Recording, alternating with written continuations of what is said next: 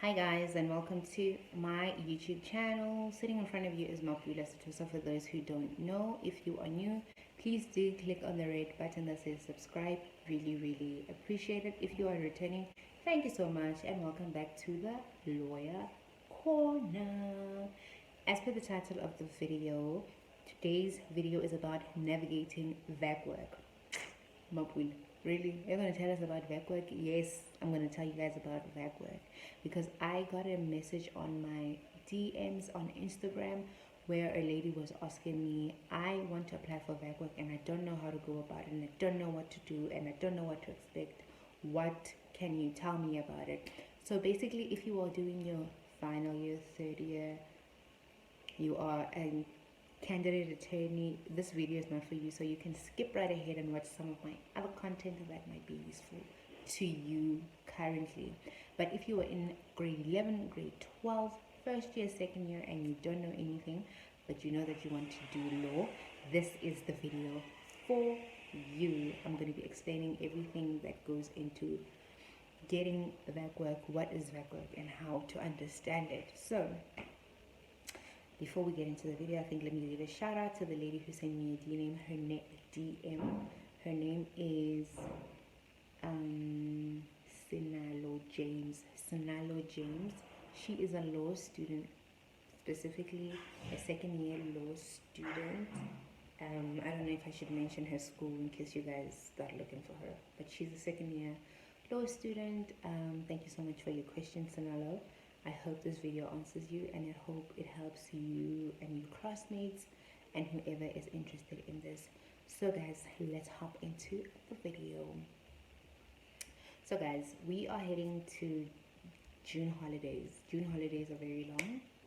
December holidays are also very long.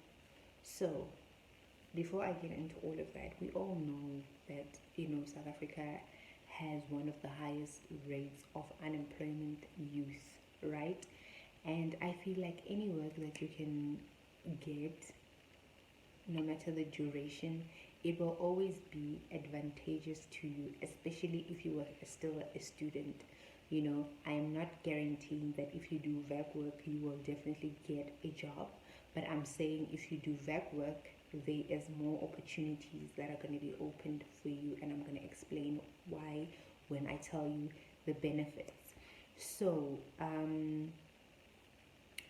university, as much as is very essential when it comes to the job market or the job environment, it does not necessarily equip us fully with everything that we need, and hence this is the reason why I started the Lawyer Corner, because I realized that there are some things that are not taught in university, and because it's really a big shift from going to school and going to work. It's a really big shift and it can be overwhelming, and you can even find yourself feeling like I don't want to be in this career because of the overwhelming feeling of the work. So this is why I have this channel, just so that I can help you navigate and show you other opportunities that can help you brighten or give you more insight into the law. So I was saying that like there's too much of a bridge, and I remember I was in a Zoom, what can I call it? It was like a survey. Yeah, it was like a survey for young professionals. It's an insurance for professionals, and I remember one of the questions in the survey was, do you feel like university prepared you enough for work? And I'm not even gonna lie, Komucho can even attest, she was also part of that. 100% of us said no, it didn't prepare us, but we are happy that we went because it helped us with the theory part of it, the drafting and all that, but the practicality part of it really didn't help. So that's why I encourage things like VAC work and things like doing your articles and just broadening your horizon. Yes. So anyway guys, thank you so much for Sinalo for the question and for the video idea. So basically, what is VAC work? In simple terms, VAC work is basically work undertaken by a student who does it during their vacation work, hence VAC work. The VAC in VAC work is from vacation, work. So you can either get paid or you can do it for free. Some companies do give a stipend depending how big the company is. Some companies don't give a stipend. You shouldn't expect a stipend. Don't expect a stipend. If you want to expect a stipend, I would highly suggest that you don't. It will leave a bad taste in their mouth when you tell them, yeah, I also want to get paid. And like I said earlier on, you do it during your, it would be better. You can do it anytime, but it's better for you to do it during your June vacation and your, what's his name? December, basically your winter vacation and your summer vacation, because those ones are a bit longer than the little ones that are here and there during the terms. So that's basically what that work is. How to apply is one of the questions you also asked, and if you'll be expected to do an interview. Firstly, I don't think you'll be expected to do an interview. When I was doing my VAC work, I never went through an interviewing process. I didn't go through recruitment companies. You will not be expected. I think you will not be expected to go through an interview, but I feel like your marks will play a big role in whether they take you or not. And another thing is the time that you apply. I feel like the sooner the better, so that you are one of the first few people on the list instead of applying in May and going in June. I feel like a lot more people will have applied before you. So it's just better to do things early. It's just like with your articles. You know, the big firms that I explained, that they take their students 2 years before they actually have to. So I would also suggest that you do your research, and you apply. So some of these bigger firms have application for VAC work. So I will leave the links down below for you guys for some of the ones that I find. And if you are maybe from a small town and maybe the firms around you don't necessarily have those application forms on their websites, or maybe they don't even have websites, I suggest that you just give them a ring and call and tell them that I'm a law student, I'm interested in becoming a lawyer or an attorney, and I would like to just come there for some VAC work and some experience. If you don't mind, I don't mind not getting paid. I just want to learn. I feel like people will open doors for you if you put yourself out there. So don't be shy to ask, for someone to open a door for you. The worst thing they can say is no, and you can knock onto the next door. The next question is, what will we be expected to do as VAC work candidates? So you'll be basically assigned to a director or the principal or the head of a department, an attorney, or even a candidate attorney, and you'll be expected to literally do whatever it is they tell you to do. You might be doing clerk work, you might be doing attorney work. It also varies from firm to firm. If the firms are bigger, then you'll have likely more chance to do attorney work. Things like consultation with clients. Hopefully they can sit in with you and you can just see how that happens. And the other things that maybe you can also have a training session, maybe go to court to file documents, open files, serve documents, go to the D's office if the company has like a conveyancing department, just all of those things. So that's basically what you'll be expected to do.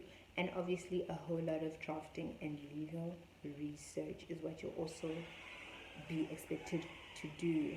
I'm going to also just go in and tell you some of the benefits that I have picked up, or I think you will get if you do your VAC work. The first one is, it's only 4 of them that I've written, but very, very insightful and very helpful. The first one is the inside of the business. When you do VAC work, you get the opportunity as a student to experience and understand how respective businesses operate daily. This goes back to us and varsity versus practicality. We don't know the daily runnings of how a firm is in school. They can't teach you that at school. You need to go and get that experience. um, and it also shows you how to run the business. It also shows you the business side of it, where you can also say, oh man, I also want to open a law firm. How matters are run, how files are opened, what happens on a daily, day-to-day basis when you go into your workspace. So the second thing is familiarizing yourself with the office, or rather corporate culture. This is a very, very big one, guys. I remember the first time I went to VAC work, there were so many things that I didn't know. There was so much, like even from the smallest thing, like so much stationery that they use there that I had never even seen in my life, because of it's obviously corporate stationery. So it also helps you out to also just understand those. Okay, run out of space, obviously. So we're at the second point, familiarizing ourselves.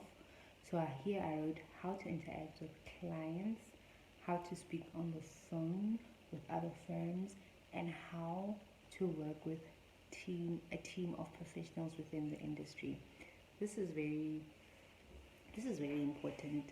I feel like it also shows you how to write a letter properly, how the office has its own style of communication, and how they interact with other professionals, and how to speak with clients on a more professional level. you know those are only things that you can learn in practice.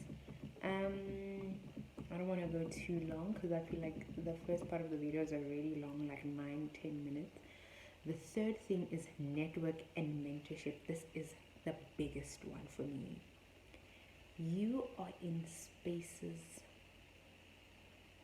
that you would not normally find yourself as a student on campus on a day-to-day basis. You are going to be building like long-term relationships. You have somebody to call when you can't find work. Even when you have work and maybe you need help in something, you have someone to call where you used to work. I used to work there. I used to do my VAC work there. You establish relationships. You network. You find yourself in spaces that you wouldn't normally find yourself as a student. So you get mentorship. Maybe you'll get an attorney who really, really likes you and wants to groom you. Or you can even ask, like, can you please be my mentor? I really look up to you. I love the work that you do. And it's like you get to network. Networking is a very big currency. Who in this country. Obviously, guys, we already know who in this country is a currency on its own.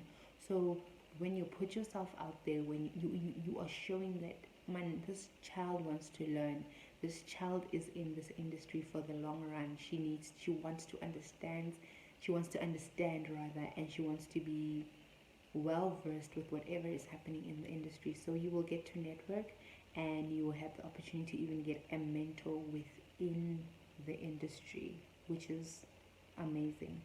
The last one, and not the least one, is that you get to develop your interpersonal skills. Here I wrote that VAC work helps with developing your interpersonal skills needed in the workplace, such as being a clear communicator, being proactive, and being attentive in the workplace. This is going to help you a long run. Being proactive and being attentive in the workplace, and being a clear communicator. Because, guys, you all know that time is of the essence in the legal space. Billable hours, time. You need to manage your time. Time management is a big thing. Being a clear communicator also helps you navigate your time, and also not to waste your time speaking things that are maybe not necessary. So you get to be a clear communicator, because I get here from school, so you might be overcompensating on some of the information that you really don't need to be saying, or adding in your letters, or any of those things. So yeah, guys, that's basically the end of the video, and I hope this really helped you guys. If it didn't help a lot of you, I hope it helped 4 of you. If it didn't help 4 of you, Sonala James. I hope it helped you, and do share it. And down below, I'm going to leave links of firms where you can actually apply for VAC work, and I would definitely recommend that you apply